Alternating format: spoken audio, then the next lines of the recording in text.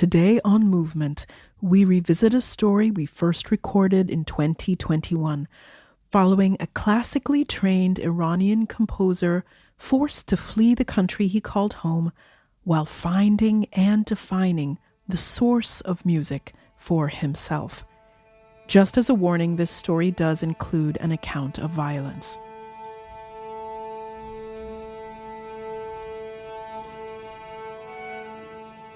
Listen close.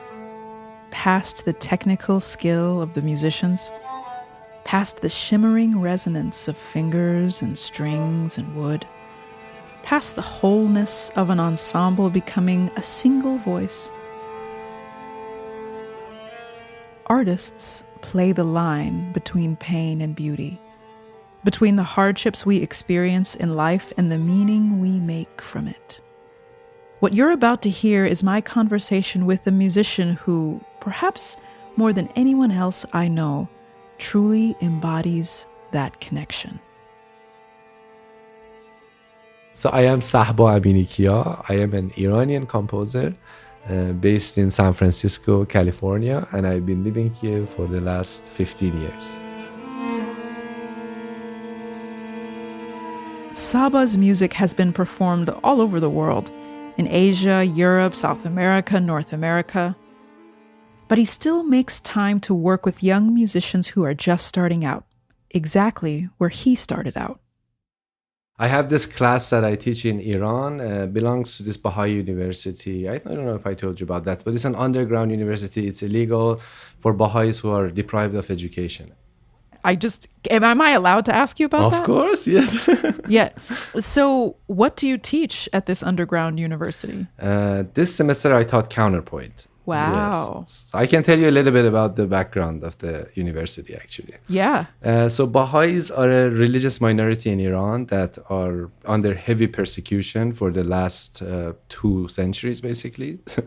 All sorts of citizen rights have been deprived of, including the right to higher education. And I come from that background. My father was one of the founders, actually, of this university, which is created by university professors, Baha'i university professors, who were fired from the university after the Islamic Revolution of 1979. Tehran marked the end of 15 years in exile. For the people of Iran, the arrival of his jetliner signaled the beginning of... The Islamic Revolution of 1979 overthrew the US-backed dictatorship in Iran and replaced it with an Islamic republic led by Ayatollah Khomeini. The man who from long distance had led the revolution to topple the Shah. Inside the airport terminal, Under this new regime, Baha'is could not practice their faith in public. They could not hold government jobs or collect pensions, and as Sahba said, they could not attend universities until his father and some other former professors founded an alternative. And they created this university called BIHE that completely operates inside of private homes. I studied in it myself. They would offer an associate degree at the time. Was that degree in music? Yes, it was in music. And it was very interesting to see. I grew up with this perspective of kind of a diversity that exists within some sort of unity, you know? Because of the fact that Iran was blocking any sort of Western media coming into Iran, and we had to obtain this illegally, basically from people on the street. And then in that context, the music of Philip Glass and the music of Michael Jackson and the music of Haide, Iranian singer, would be put in the context of the same platform. And when you don't grow up in that environment, that there is a hierarchy to these genres, you kind of consider all of them the same thing and part of the same quality and same soul, which until this day remains with me. I love every genre of music.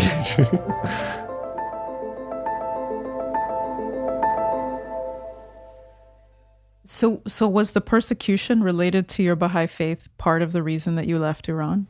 That was the only reason.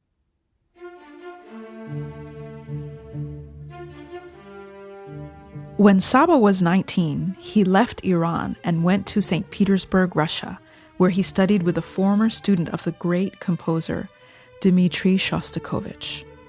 I got into classical music because of Dmitri Shostakovich, because I just admire his music.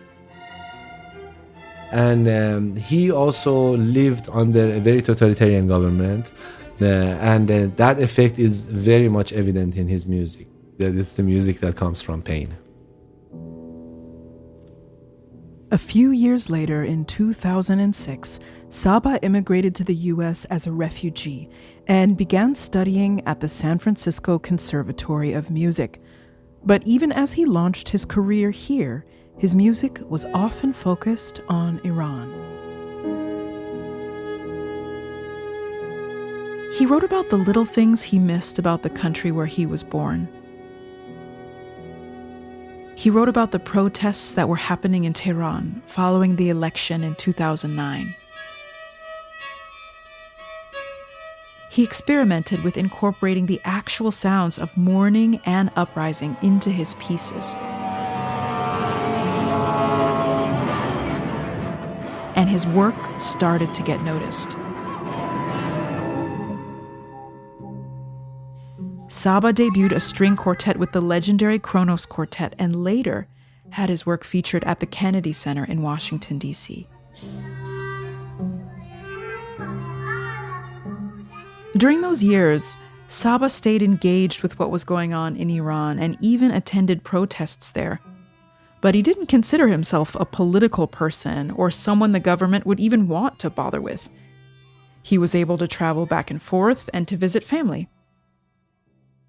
But as it turns out, he was being noticed by the authorities in Iran. Back in 2011, when my father actually passed away, I went to Iran for a short trip, and I was a US citizen back then. And there were 3 people waiting for me at the door where my parents live. They put a blindfold on me and handcuffed me and basically made me lie on the back of the back seat. And they started driving through the city, interrogating me, basically just asking. And the moment that he was informed that I was a Baha'i, actually, the things started to become worse. He took me to a desert outside of the city, in the middle of the desert, and they took me out of a car, emptied 2 capsules of pepper spray inside my mouth and inside my nose. Started beating me over and over again, and he asked me to tell him that I'm a Baha'i 3 times. And I said, why? And he said that if you say that you are a Baha'i, if you say that you're a kafir, a non-believer for 3 times, I have the religious right here to execute you.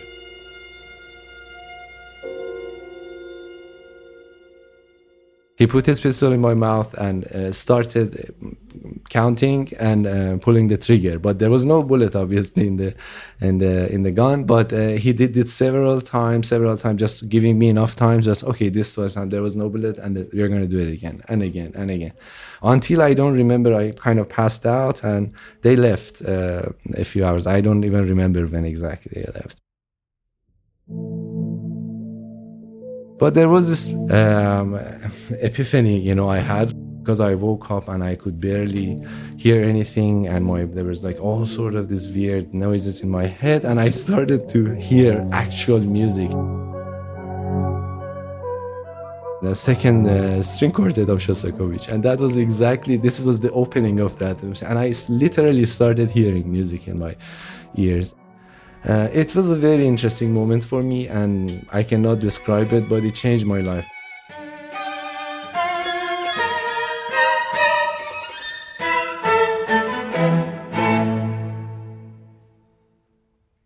It's interesting, though, because you've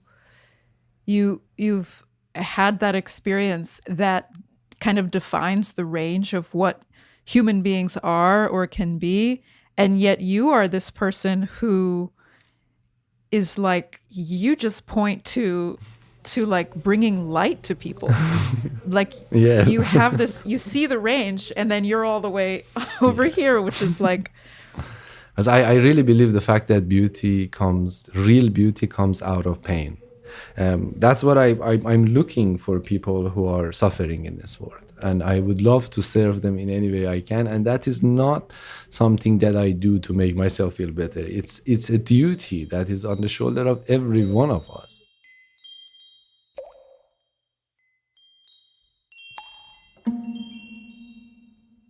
Sahba's most recent composition is part of an ongoing collaboration with the Kronos Quartet.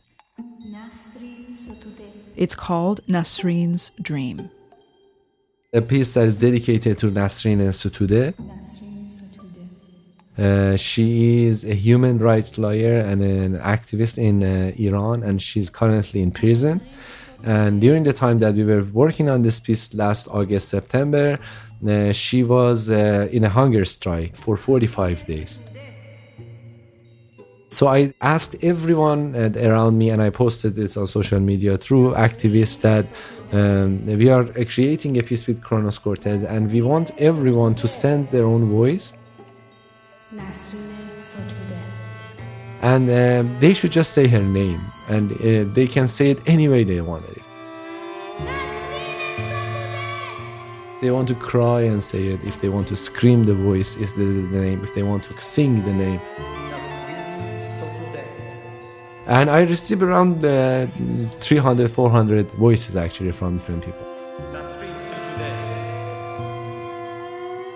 So it starts with drops of rain, and it increases with the name being said over and over again. And it's drops of rain, no matter how weak and how insignificant they are, eventually they would create a rainstorm. They would create rain, and they would wash this part of humanity. No demagogue, no dictator can resist such a force.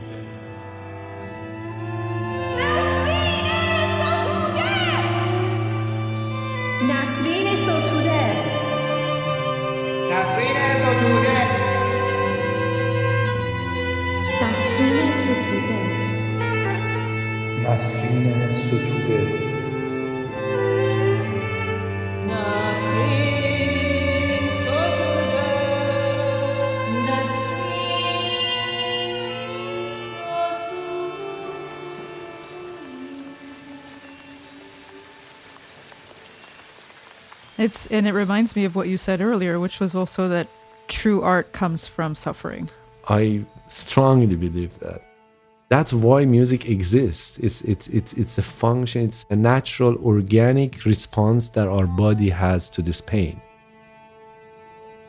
The music that speaks to the soul comes from the soul, and the soul that is full of pain, it would sound always better. And we know that deep down as musicians.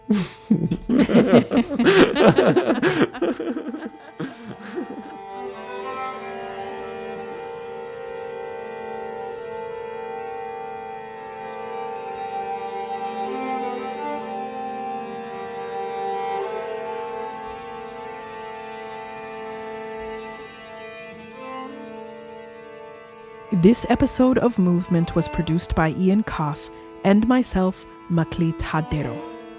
Our senior editor is Megan Tan. Our co-creator and podcast godmother is Julie Kane. Our broadcast partner is The World, and we are distributed by PRX.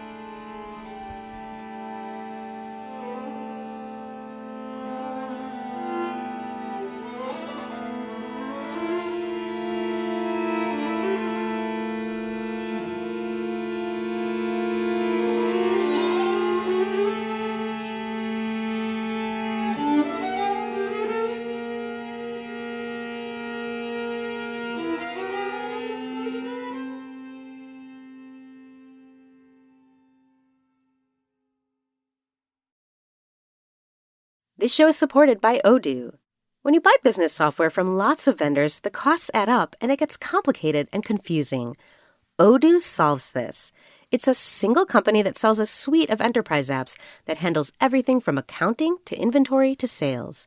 Odoo is all connected on a single platform in a simple and affordable way. You can save money without missing out on the features you need.